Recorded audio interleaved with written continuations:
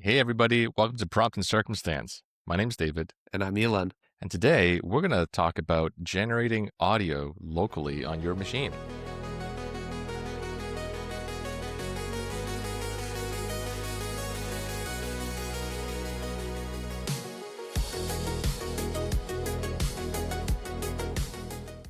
On this week's episode, David's been playing around more with local models. He's going to take you through how he generated music and speech, all done on his local machine. And by the way, nice shirt, Elon. Thank you. It's available now at devilwearsproduct.shop. All kinds of product management and developer-themed gear. So, David, people seem to really enjoy the episode about local image generation, where we said you don't need Nano Banana anymore. But you've extended way beyond just image generation, right? So can you tell us a little bit about what you've been doing? Yeah, that's right. In addition to no longer needing Nano Banana, I no longer need ElevenLabs for generating voices, and I don't need Suno anymore for generating music. Want to see how I do it? Yeah, please. Okay, so let's first talk about making music. So the model that we're going to be using is called ACE Step 1.5. And by the way, all of this is going to be using ComfyUI. That's the UI that I'll be using. It's great for running models. If you haven't seen our previous episode, all these open source models, you can run them all on your own machine, your just regular personal machine. And ComfyUI is a great way to do that. David, quick question. What kind of machine specs do you need to be able to run these models? That's a good question, because not all consumer grade hardware is made the same. So with this model, ACE Step 1.5, you can see here on their README that all you need is just 4 gigabytes of VRAM. So very, very friendly in terms of being able to do things lightly. Yeah, I mean, I think even my MacBook Air has at least 4 gigs of shared VRAM. There you go. So, right, this is made by Ace Studio, and we are going to link to the repo, and I'm going to jump right over to ComfyUI to see how all this works. Awesome. Let's see it. This week's episode is brought to you by Querio. Have you ever found that your data team is bogged down in ad hoc questions from users, or that your product team can't quite get the answers that they're looking for out of the product? Querio's AI agent sits on top of your data stack and allows you to ask natural language questions to get the answers that you need immediately. Try it today by going to Querio.ai. Let them know that David and Elon sent you for 2 months free of their Explorer product. That's $1,000 value. All right, so here I am in ComfyUI with the workflow specific to ACE Step 1.5. And again, for those who haven't seen ComfyUI before, I'm sure this looks intimidating. Have a look at our previous episode. You'll see that it's really straightforward, and you'll see also here that it's just changing a few parameters. All right. And you basically just download this and load it into ComfyUI, correct? That's right. So what's great about this workflow is that it shows you exactly where to put that one file. So here's the file. You put it into this part of the ComfyUI folder, and you're good. You just select it here when you're loading the checkpoint. That's it. Okay. So there's nothing else to be done. You didn't have to build this whole workflow yourself. Nope. This is what's great about ComfyUI is that there's a very good community where people will come together and create not only their own workflows, but also those who have these open source models. They will just provide the workflows that they put together specific for their models. All right, perfect. So looks complicated, looks intimidating, but it's actually pretty simple. Somebody else has already done this work for you. That's right. Just a few knobs and switches for us to do. That's right. Okay, so that was step 1, as you can see in here. And so step 2 is going to be, well, how long is our song going to be? Let's leave it at this. It's 208 seconds, which works out to be like 2 to 3 minutes or so. Not 2 minutes, more like 3 minutes. Seems long for a pop song, David. Yeah, right. Yeah, we can make it shorter if we want. So hey, why don't we make this 2 minutes? Perfect. How about that? That's about my attention span these days. Your context window is shrinking. Yeah, while OpenAI's context window grows, my context window shrinks. Yeah, that's right. This is how they win. All right. Okay. So over here in step 3, we have the prompt. Now, this prompt is a little bit different from the prompts that people might be used to when working with LLMs. So the first part is the one that you might expect, some description of the song. Okay, and as we discussed last time, it doesn't have to be so lengthy. It can be very brief, and we can test that out. The second part of this prompt is the lyrics. So you can actually have complete control of the lyrics in that song, which is, I think, is quite good. You know, in addition to saying that some part of the lyrics are the verse, you also have you know, labels for the chorus. So you put that into square brackets, and what happens is that the model will actually generate music such that the chorus will always sound the same if you repeat the chorus. And I think that that's a really cool little feature of this model. Amazing. So what I've got here is basically it's like a dollar store ripoff of Taylor Swift. So I'm talking about like a little synth pop anthem. And you know, it's talking about it being sort of bright and you know, using acoustic guitars, and you know, just a great little pop song. All right. Okay, so down here, just a few more parameters for us to tinker with. We have the beats per minute. We have the time signature. We have the language. We have the key scale. So just all things that you would probably care about if you're trying to make a song. You could leave these to where they are, but you know, it would probably make sense for you to have a bit of an opinion on this. Just like if you're vibe coding an app, right? If you just give it a one sentence, okay, well, it'll do what it can. But you probably have a bit more particular of a taste around that. And this is something where your mileage can vary. If you're somebody who's got an opinionated taste in music, you can tweak those and make them exactly specific to what you have in mind. Or if you're like me and you know, you barely know what a key scale means, then you could probably just leave it at the default. Or play around with it afterward. Absolutely. And look, I like music, but I don't know it well enough. I'm not a music theory major. And so I did what every other AI native person did, which is defer to an AI model. So everything here that you see is actually generated. So I told Gemini to make this prompt here based off of examples that were provided by Ace Studio. And same thing with the lyrics. I just said, hey, just imagine that you're a pop song writer and write me some lyrics that are suitable for this song. Love it. Right. So I'm going to actually change the duration of the song back to where it was, because the beats per minute multiplied by sort of like all the lyrics here, we want it to be sounding a bit natural and not hurried. But we can just listen to the first little bit. So everything else here, I don't need to touch. I don't need to touch anything else here. Everything else is for the data scientist in the room. So I can just hit run, and this is going to go ahead and generate this song for us. Now, David, is this workflow with your prompt and all of the settings something that we can export so that people can just download it and load it into ComfyUI if they want to follow along? Absolutely. It's just a JSON file. All right. So now we've got a 3-minute, 28-second long pop song. And that was completed in 262 seconds. So I think, you know, it's actually kind of close to the amount of time of the actual song. So let's have a listen. The morning's painting gold streaks on the whiteboard glass. I'm crossing out the maybes and the seasons as they pass. I left a ping posted on your monitor screen saying, hey, I think we finally fixed the ghost in the machine. The espresso machine is humming like a choir in the hall. And for the first time in a year, I'm not afraid to take the call. Not bad. By the way, I don't know if you noticed that the lyrics are about product management in software. I did notice that. Yeah. Let's fast forward to the chorus and see how that goes. Users' faces light up, can't you see?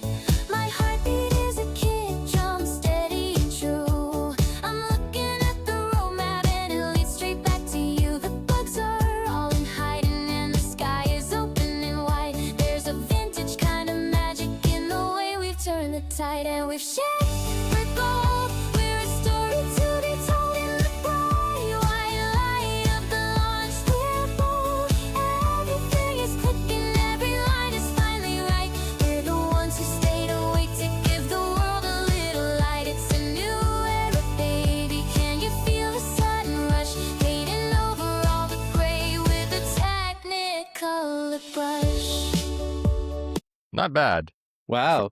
Not bad for 3 minutes or so of just consumer grade GPU. That is really incredible. I'm actually floored at how good that was. So there you go. There's Dollar Tree Taylor Swift, and hey, maybe we're gonna launch an album. Yeah, coming soon to Spotify. Yeah. Okay, let's do something a little bit different. So this has lyrics. So why don't we make a song that doesn't have lyrics? Maybe just something just like an EDM kind of a song. All right, so let's be AI native and generate the description for our new song. So I'm going to go here into Gemini. I'll put it into thinking mode, and I'm going to say, hey, give me the description for a Bollywood EDM cross song that becomes a club anthem.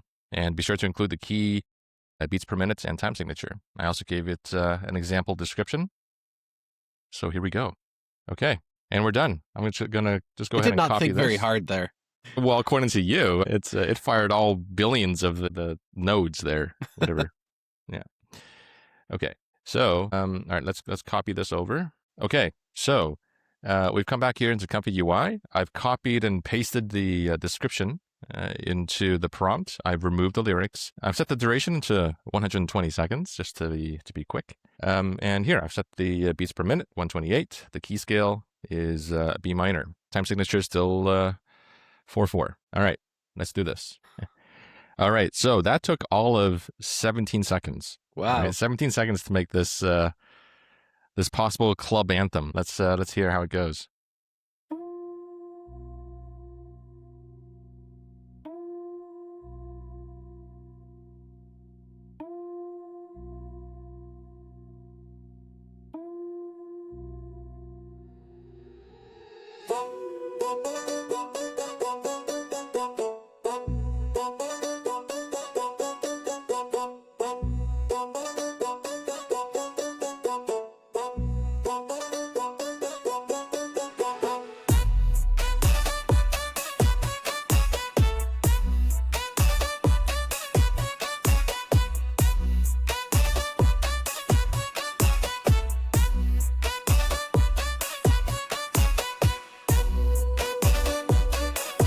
Not bad. Not bad.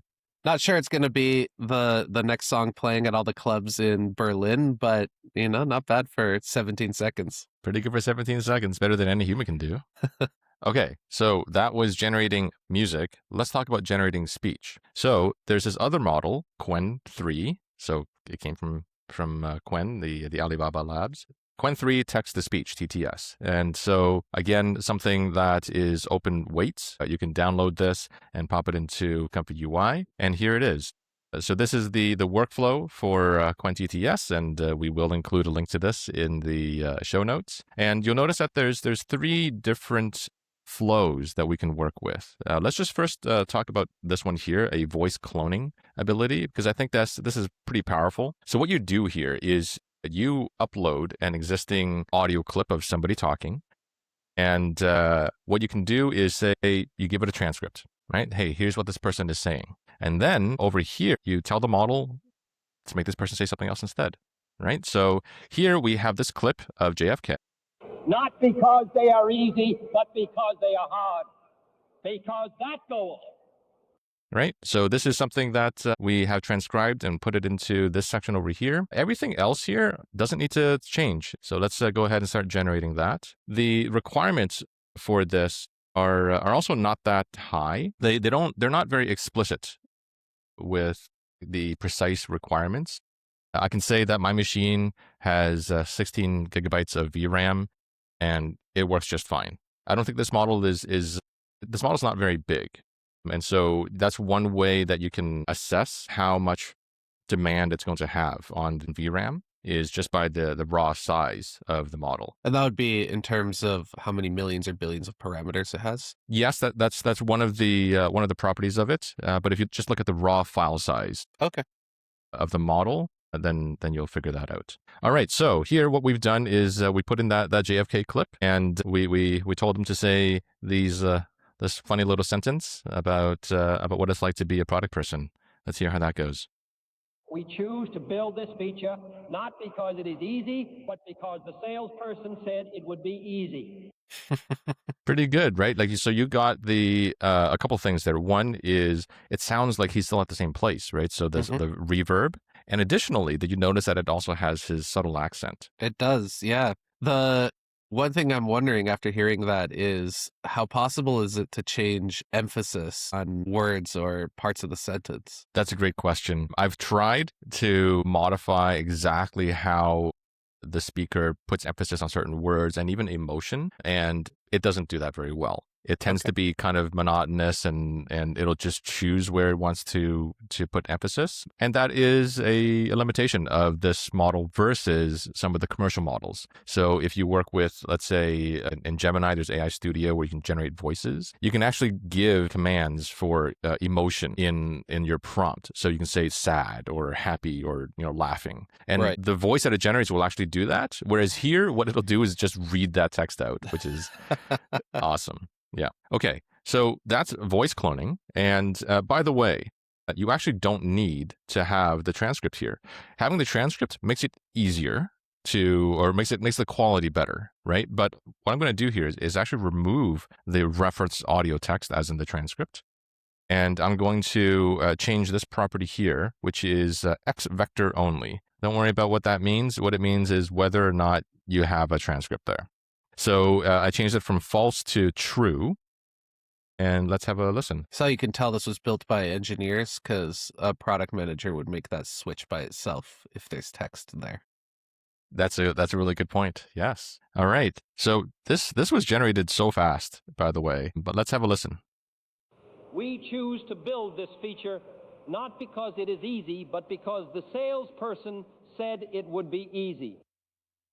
So I don't know if you noticed a little bit of a delta there. I noticed that picked up a little bit of the reverb, which is nice, but the accent kind of got lost. Yeah, I did notice that. That's where having the text or the transcript of the original audio really helps. Yeah, exactly. And again, if you're AI native, just throw that into an LLM and tell it to transcribe it for you. What are you doing? All right. So one other thing to know about this model, and just like with the other voice synthesis models, is that you can generate your own. So over here, there's these other nodes for designing your own voice. So here's one where you can use one of the preset voices here. So you can choose Eric to say this line here. Sounds like he's kind of angry. So let's have a look and see how that goes. You heartless swine, you've gone too far. You've ruined all my stuff, and you don't even know how to admit your mistake. You only feel at ease when you've really made me furious. Stop bothering me, and I'll get out of here. So I don't know why that voice has a Chinese accent. Maybe it has to do with the training data, but that was amusing to me. So that's using one of the preset voices. I'm not going to go through it, but over here you can actually design your own voice, right? Okay. So you can actually say, hey, look, here's what the voice is like, and you can also choose the language that they're speaking. So lots of options here for other languages to generate. I'm not going to lie, David.